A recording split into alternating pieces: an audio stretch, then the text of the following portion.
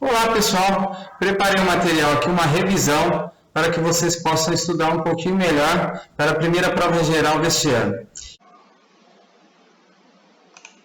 Vamos iniciar aqui nossa revisão, questão número 57 da prova geral, primeira prova geral do ano de 2020. Sobre ondas sonoras, som. É correto afirmar que, então, sobre o som, podemos afirmar que o som são ondas transversais? Não. O que é uma onda transversal? Onda transversal é aquela cuja direção de propagação da onda é perpendicular à direção de propagação do meio. Então, temos aqui ondas eletromagnéticas são transversais, porque a direção de propagação da onda é esta que eu estou desenhando de verde, e a direção de propagação do meio é essa que eu vou desenhar em azul.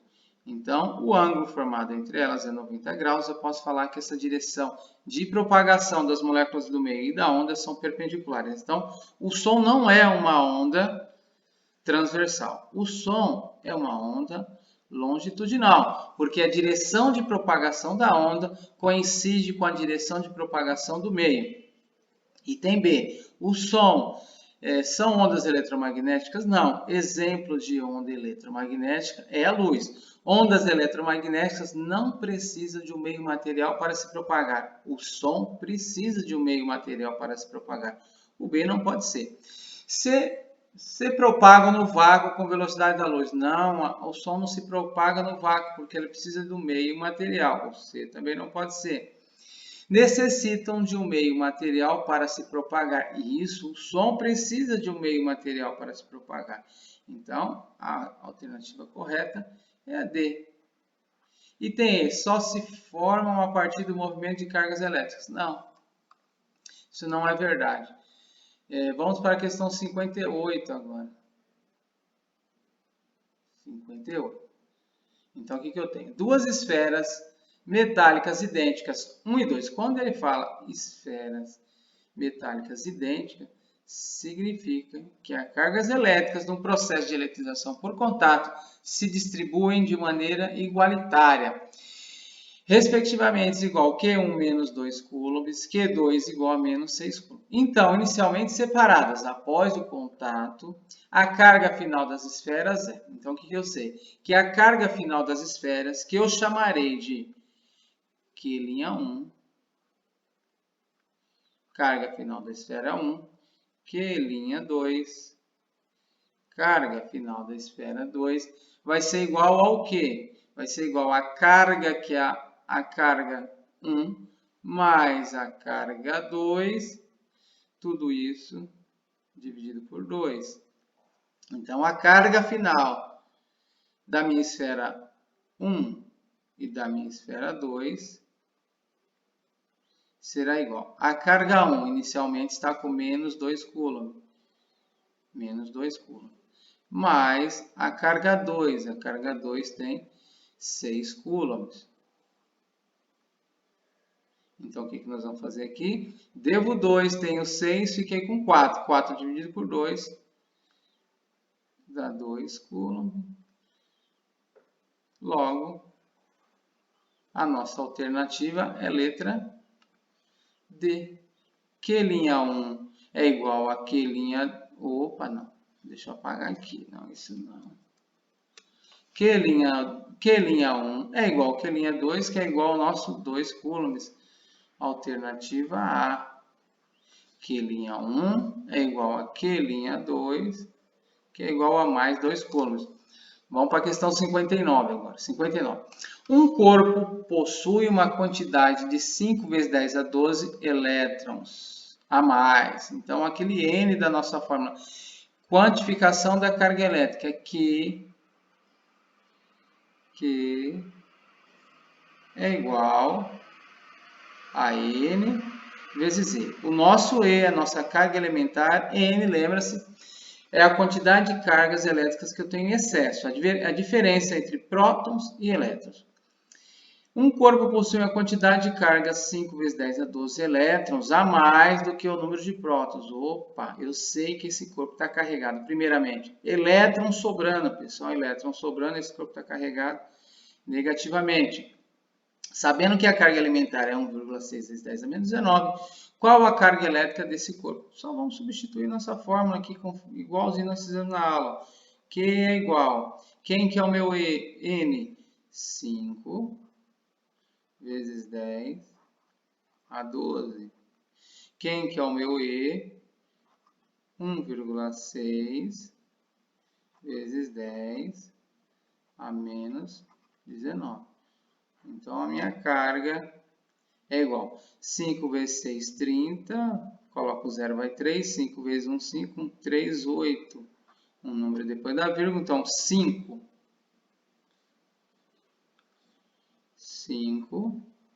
vezes 1,6 vai dar 8. Agora, a potência de 10. Multiplicação de potência de mesma base. Conserva-se a base. Soma-se o expoente. Tenho 12, devo 19. Fiquei devendo 7. Então, a carga elétrica desse corpo vai ser 8 vezes 10 a menos 7 coulomb. Ah, pessoal, lá no início sabíamos que a carga é negativa, né? Então, a gente tem que tomar muito cuidado. Qual é a carga elétrica desse corpo? Então, eu venho aqui, ó, coloco menos aqui. E a nossa alternativa correta é a letra D. Menos 8 vezes 10 a menos 7 coulombs. Fizemos a questão 59.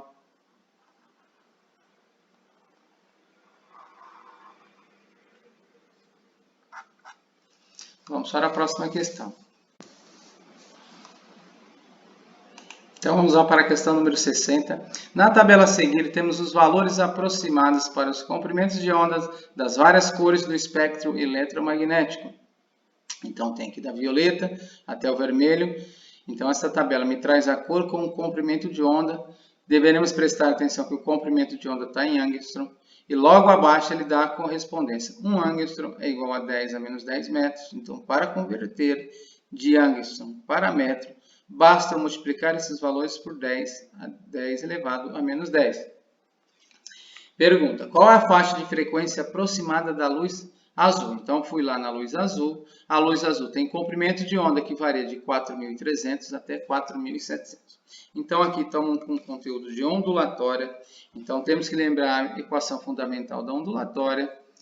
Equação fundamental da ondulatória vem lamber ferida. Velocidade em metros por segundo. Trabalharemos com comprimento de onda em metro e a nossa frequência sairá em hertz. Agora, deveremos determinar a frequência. Vamos isolar a frequência aqui, ó. Esse comprimento de onda que está multiplicando passa para o outro lado dividindo. Então, teremos que a nossa frequência, para calcular a frequência, é só pegar a velocidade e dividir pelo comprimento de onda. E assim nós vamos efetuar essa conta. Para a frequência de 4.000, para o comprimento de onda 4.300 e para o comprimento de onda 4.700. Então, a primeira aplicação da fórmula, então F1 é igual. V é a velocidade da luz no vácuo, ou da nossa onda no vácuo também, que a velocidade é 3 vezes 10 oitava, então vamos colocar aqui 3 vezes 10 oitava, que é a nossa velocidade da onda no meio que a gente está estudando, dividido pelo comprimento de onda, 4.300 angstrom. Vamos transformar para metro, então basta multiplicar isso daqui por 10 elevado a menos 10. Peguei daqui essa informação. Vou dar uma arrumadinha aqui na nossa divisão. Então, ficou 3 vezes 10 a oitava sobre 43 vezes 10 a menos 8. Por que menos 8? 4.300 é a mesma coisa que 43 vezes 10 a segunda. 10 a segunda vezes 10 a menos 10. Multiplicação de potência de mesma base, você soma os expoentes. 2 soma com menos 10, ficou 8. Então, a minha frequência é 1. Vou aqui para cima. Ela é igual. 3 dividido por 43. Então, dividir 3 dividido por 43 vai dar 0,069. Agora eu coloco a potência de 10 do lado. Divisão de potências de mesma base. Você conserva a base e subtrai os expoentes. Vai ficar 8 menos 8, vai ficar 8 mais 8.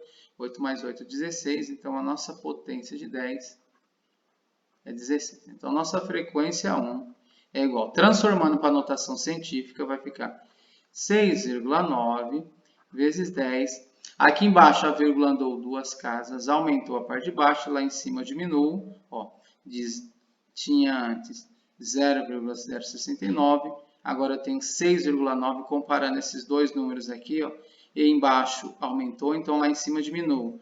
Diminui quanto? A vírgula andou 2 casas, diminui 2 casas no 16. 16 menos 12, desculpa, 16 menos 2, 14. Então, a minha primeira frequência, 6,9 vezes 10 a 14. Então, eu vou olhar agora nas alternativas. 6,9 vezes 10 a 14, não tem. No entanto, tem aqui, ó, 7 vezes 10 a 14, 7 vezes 10 a 14.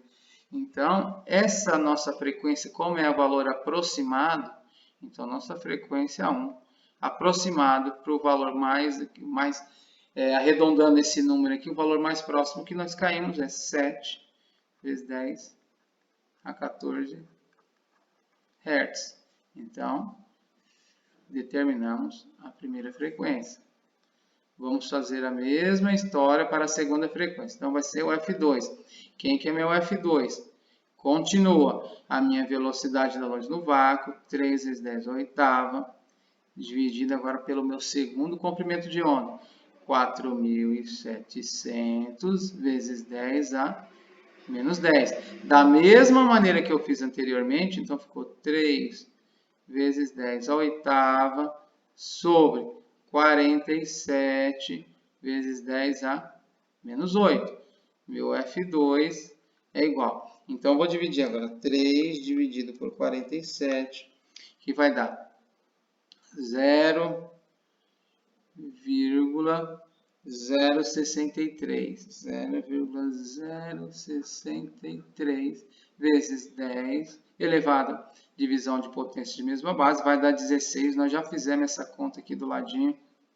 Então, coloca aqui agora, continuando a nossa frequência 2. Então, eu vou colocar, escrever isso daqui em notação científica. Então, nossa frequência 2, ela é igual a 6,3 vezes 10 elevado. Então, o que nós temos aqui, ó? Eu tenho que a vírgula andou 2 casas, diminuo o expoente 2 casas também, então ficou 6 vezes 10 a 14 Hz. Vou olhar para minhas alternativas aqui, ó, 6,3. Opa, eu já olhei aqui o 6,4, então isso daqui eu vou arredondar para 6,4 vezes 10 a 14 Hz. Então, a nossa frequência, ela vai de um valor de 6,4 vezes 10 a 14 até 7 vezes 10 a 14. Agora eu vou procurar de 6,4 até 7 vezes 10 a 14, alternativa B. Então, finalizamos essa questão. Vamos para a próxima. Questão número 9. O som. Sobre o som e a luz, podemos afirmar que a luz é uma onda mecânica? Não. Onda mecânica é aquela que precisa do meio material para se propagar. A luz não precisa de um meio material para se propagar. Ela se propaga no meio material, que é o ar, e também se propaga não necessita de um meio material. Então, a luz é uma onda eletromagnética e não mecânica. O som é uma onda eletromagnética? Não, está tudo invertido, item A e B. Tanto o som quanto a luz não necessitam de um meio para se propagar. É errado. O som necessita de um meio para se propagar. O som é uma onda mecânica. Item D. O som não necessita de um meio para se propagar, enquanto a luz necessita. Não. Então, daqui para cima tudo errado. Então, D não pode ser, C não pode ser, B não pode ser também. Aí temos A, sobrou só item D. O som necessita de um meio para se propagar, enquanto a luz não necessita. Então, chegamos na alternativa correta. Item E. Então, temos que o som é uma onda mecânica, precisa de um meio material para se propagar, enquanto a luz é uma onda eletromagnética e não necessita de um meio material para sua propagação. Vamos para a questão número 10. Agora começam a repetir as questões, tá? O conteúdo. Um grupo de biólogos navega pelo oceano, coletando informações de animais marítimos, tentando localizar alguns desses animais. O navio emite uma onda sonora de frequência, opa, que é importante. Então, emitiu uma onda sonora de frequência de 290 Hz, que se propaga na água a uma velocidade de 1450 metros por segundo. O comprimento de onda da onda emitida na água pelo navio é, então, novamente, vamos utilizar a equação fundamental da ondulatória. Vem na deferida. Ele quer calcular o comprimento de onda. Vamos isolar o comprimento de onda. Para isso, agora o F passa dividindo. Então, nosso comprimento de onda é igual à nossa velocidade de propagação da onda nesse meio, dividido pela frequência. Aí aqui temos, então, que o nosso comprimento de onda é igual à velocidade, que é igual a 1450, dividido pela nossa frequência, que é 290. 1450 dividido por 290, isso daqui vai dar 5. Então, eu tenho aqui que o meu comprimento de onda é igual a 5 metros. Alternativa A. Só aplicação de fórmula, substituindo os valores. Questão número 11. Opa, não é isso que eu quero fazer, não. Questão número 11.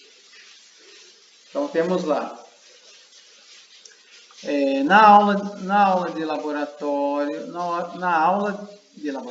um dos alunos da turma recebeu 2 esferas metálicas idênticas. Opa, novamente falando em esfera idêntica, pessoal. Se a esfera é idêntica, as cargas elétricas após um processo de eletrização por contato são iguais, se divide de maneira igual. A e B, sendo que A está carregada com carga Q e B está neutra. Após o contato entre elas, as cargas finais finais de A e B serão. Então, a carga final. Primeiro, inicial. Então, no início,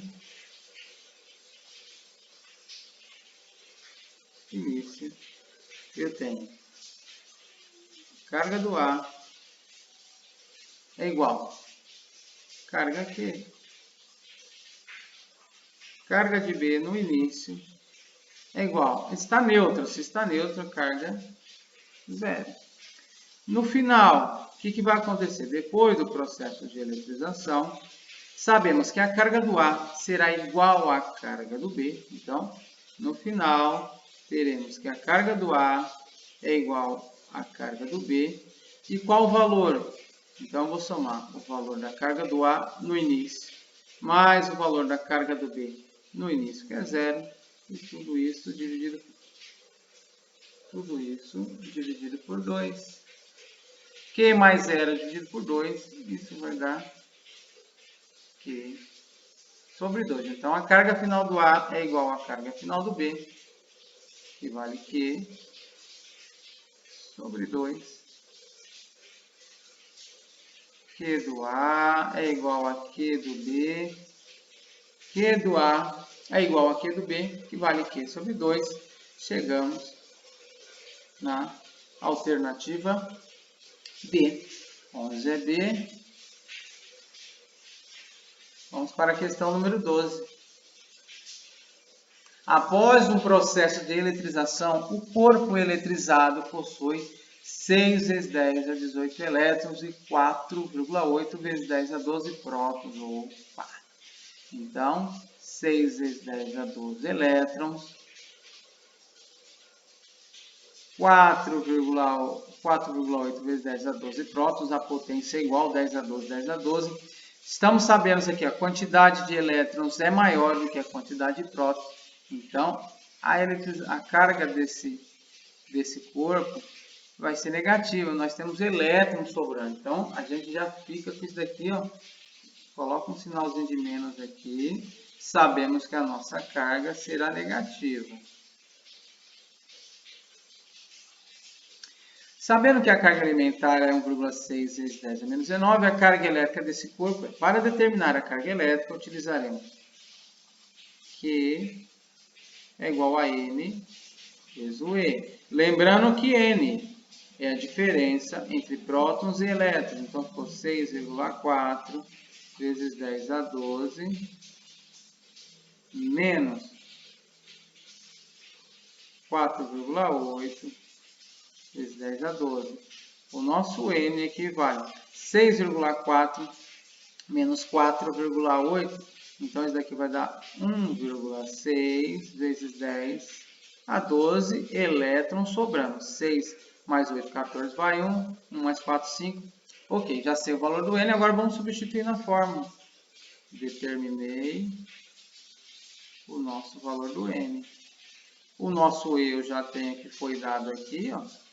Então, agora a gente substitui. O valor da carga nesse processo vai ser o valor do N. 1,6 vezes 10 a 12 vezes o valor do E.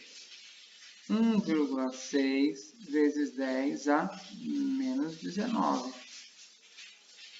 Aí eu faço aqui 1,6 vezes 1,6. 1,6 vezes 1,6, temos que vai dar 2,56.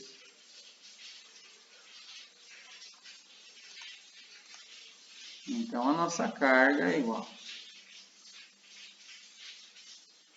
2,56, 10 elevado a 12, vezes 10 elevado a menos 19. Eu vou somar esses expoentes, tenho 12 e devo 19, então eu fiquei devendo 7.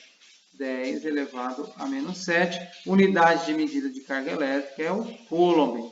Lembrando que está sobrando elétron, então a carga desse corpo vai ser negativa.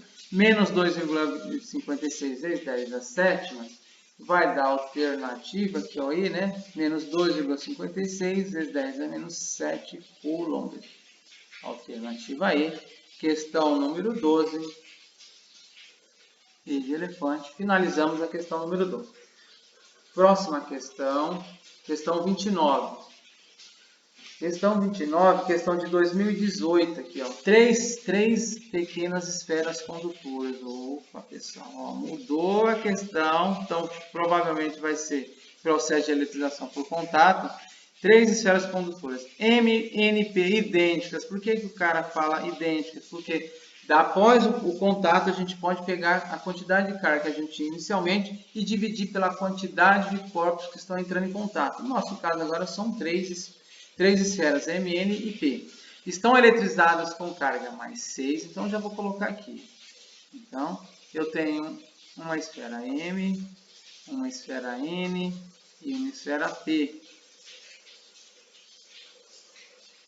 N está com carga mais 6 Coulomb. N está com carga mais Q. E o E e o P está com carga menos 4Q. Nessa ordem, uma quarta esfera Z, igual às anteriores, encontra-se neutra. Opa, ainda tem mais uma então. Então, tem uma quarta esfera Z que está neutra, então a carga elétrica é zero. Em primeiro momento, coloca-se Z em contato com M, atingindo o equilíbrio eletrostático. Remove-se Z e estabelece o contato desta com M. Por fim, depois do equilíbrio, retira-se Z para que se possa agora colocar em contato com P. Pode-se afirmar que ao final desse terceiro contato, a carga adquirida pela esfera Z é Então, vamos fazer uma tabelinha aqui rapidinho.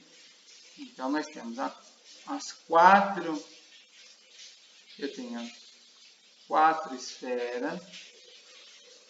Então, vou dividir aqui, ó. Primeira situação.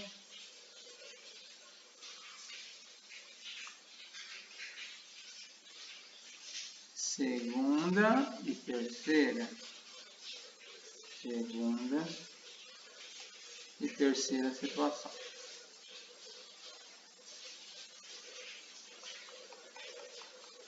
Deixa eu colocar aqui uma...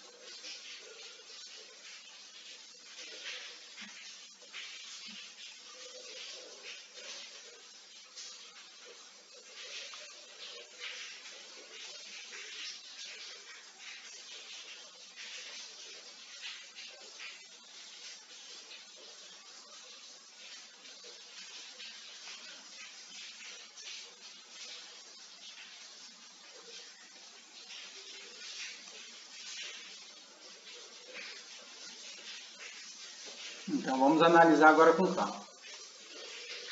Então, eu tenho a carga inicial. No início, eu tenho M com essa carga, NP aqui. Então, primeira situação. Primeiro fato que ocorre. Então, em primeiro momento, coloca-se Z em contato com M. Então, vai ser Z em contato com M. Então, eu sei que M, então vou colocar aqui. M entra em contato em primeiro momento, Z entra em contato com M. Então, é Z e M. Então, significa que as esferas N não entram em contato, continuam com a mesma carga. P não entra em contato, continua com a mesma carga.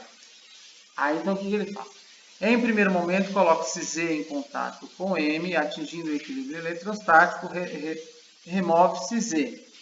Então, depois desse primeiro contato, então M ficará com a nova carga e Z também ficará com a nova carga. Qual é a carga de M e Z após esse primeiro contato? Então, é a carga de M, 6Q, mais a carga do Z, que é 0, tudo isso dividido por 2. 6Q mais 0 dividido por 2 vai dar uma carga de 3Q positiva. Então, M, após esse primeiro contato, fica com carga 3Q e a nossa carga Z também fica com a carga de 3Q. Então, fizemos, encontra-se em contato atingido equilíbrio, remove-se Z. Bom, beleza. Estabelece o contato desta com M. Agora, Z vai entrar em contato com N.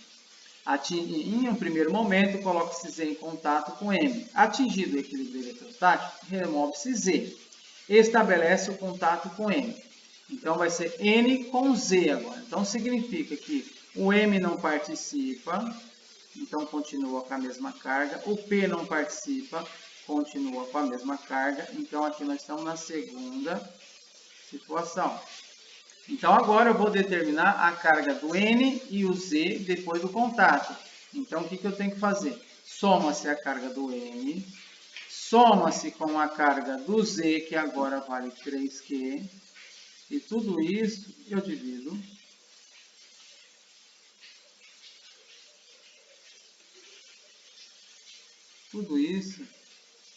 dividido por 2. Q mais 3Q vai dar 4Q. 4Q dividido por 2, isso daí vai dar 2Q. Então, eu tenho que a carga do N e a carga do Z após o contato será 2Q e 2Q. Agora, nós vamos para a terceira situação. N por fim. Atingido o equilíbrio eletrostático, remove-se Z e estabelece o contato com N. Opa, fizemos isso. Por fim, depois do novo equilíbrio, retira-se Z para que se possa agora colocar em contato com P. Retira-se Z e coloca-se em contato com P. Retira-se Z e coloca em contato com P. Então, por fim, depois do novo equilíbrio, retira-se Z para que se possa agora colocar em contato com P. Então, agora nós vamos entrar em contato P e Z, onde eu coloquei o ponto em vermelho, significa que o M não participa, continua. O N não participa do processo, continua com a mesma carga. E agora teremos uma mudança de P e Z. Qual é a carga final? Soma-se as cargas e divide por 2. Então, eu tenho menos 4Q mais 2Q. Tudo isso dividido por 2. Devo 4 e tenho 2. Então, eu vou ficar devendo 2Q. 2Q dividido por 2. Então, vai dar uma carga de menos Q. Então, no final, a carga P vale menos Q e a carga Z também vale menos Q.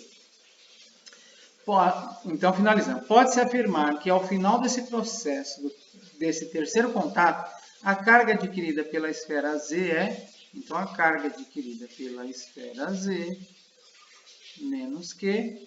Então, verificamos aqui, menos Q, questão 29, alternativa D.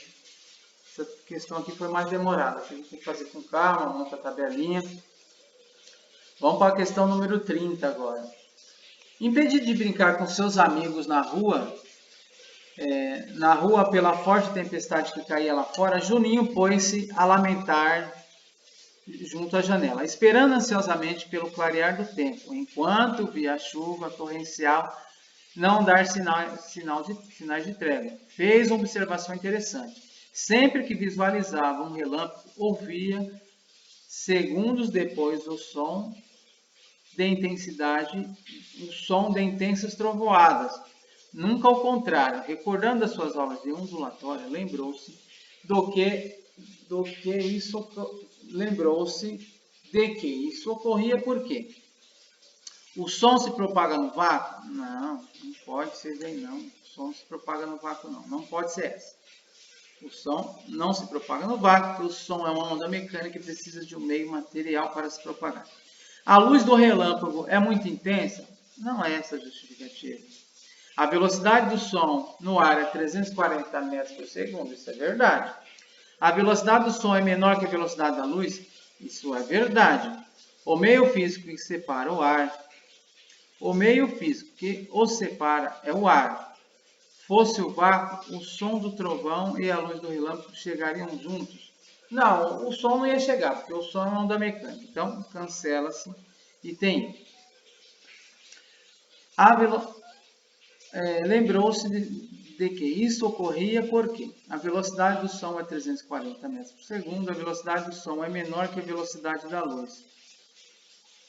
Então, ficaremos com a letra C e a letra D aqui. Tanto faz ser a letra C. Por que você vê primeiro e depois escuta?